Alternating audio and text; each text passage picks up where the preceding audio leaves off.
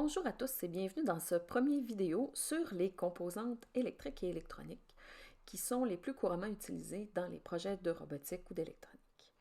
Donc dans ce premier vidéo, on va aborder surtout les résistances, les DEL, donc les diodes électroluminescentes, le potentiomètre et aussi on va parler des fils parce que c'est difficile de faire des projets sans fils. La première composante qu'on va regarder, ce sont en fait les résistances, qu'on appelle aussi des résisteurs. Les résistances, qu'est-ce que c'est? C'est dans le fond, une petite composante qu'on va rajouter dans un circuit qui va servir, en fait, à prime abord, à rien. C'est-à-dire, ça ne fait pas de lumière, ça ne fait pas de mouvement. En fait, ça crée techniquement un peu de chaleur, même si souvent on ne s'en rend pas compte. La vraie raison, la vraie utilité des résistances, c'est que ça va nous permettre de modifier le courant ou la tension qui vont être dans le circuit. Donc, c'est très important pour protéger certaines composantes un peu plus fragiles, comme par exemple pour la DEL. Donc, les résistances se ressemblent beaucoup. Donc, la première que j'ai mis en haut, c'est une résistance de 220 ohms. Les ohms, c'est les unités qui définissent les valeurs des résistances, donc c'est les valeurs numériques qui sont associées avec. Ensuite, j'en ai mis une 1 kOhm, c'est-à-dire 1000 ohms. Et la dernière que je vais rajouter, c'est une 10 kOhm.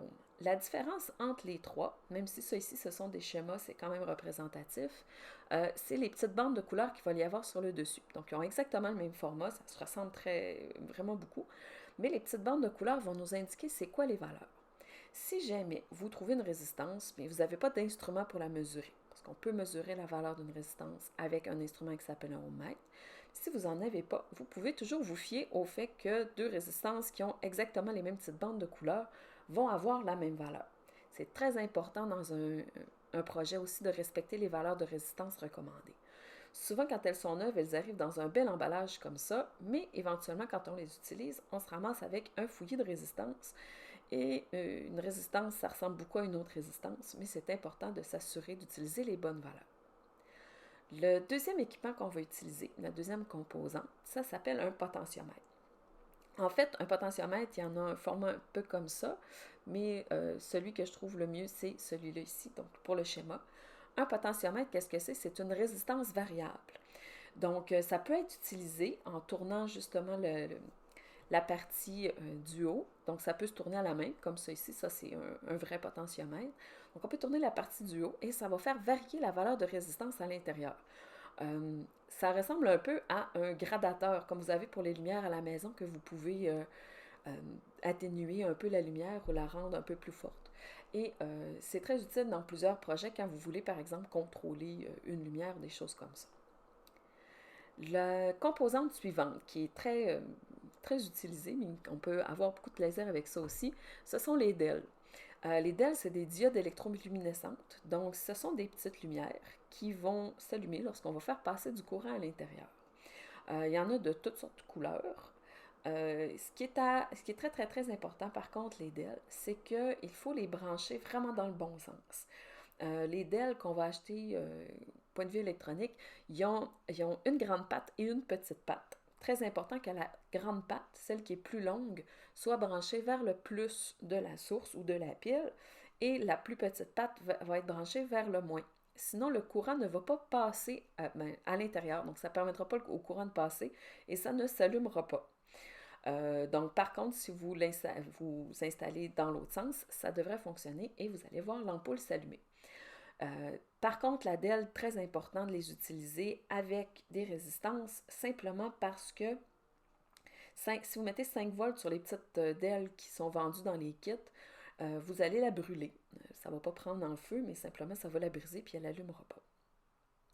La dernière composante qu'on va regarder dans cette vidéo-ci, ce sont les fils, parce que c'est difficile de brancher des choses sans les fils.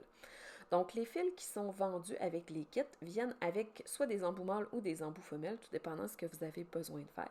Donc, les embouts mâles, c'est ceux qui ont la petite tige métallique qui sortent. Par exemple, si vous voulez brancher des choses dans une carte Arduino, vous allez utiliser un embout mâle, mais parfois, il y a des composantes qui vont avoir un embout mâle qui sort, puis ça va prendre l'embout femelle pour les encastrer. Les fils sont standards, donc ça fonctionne très bien avec toutes les composantes qui sont vendues.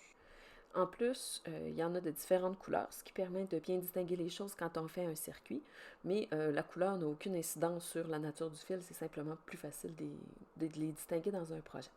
Une chose que je peux vous garantir, c'est que des fils, on n'en a jamais vraiment assez. Le défi pour ce vidéo-ci, donc la première partie, c'est de trouver le code de couleur pour une résistance de 500 ohms. Donc, vous pouvez vous inspirer et chercher un peu sur Internet pour avoir cette valeur-là. Et ensuite, essayez de trouver un truc pour se rappeler quelle patte de l'ADEL, donc laquelle des deux fils qui sort de l'ADEL, doit être branchée vers le plus de la source. Des fois, quand on réussit à se trouver un bon truc, ça va bien après. Si vous voulez avoir la solution à ce défi-là, vous pouvez aller voir le vidéo « Solution composante 1 sur 2 ». Merci à tous et au plaisir de vous revoir dans un prochain vidéo.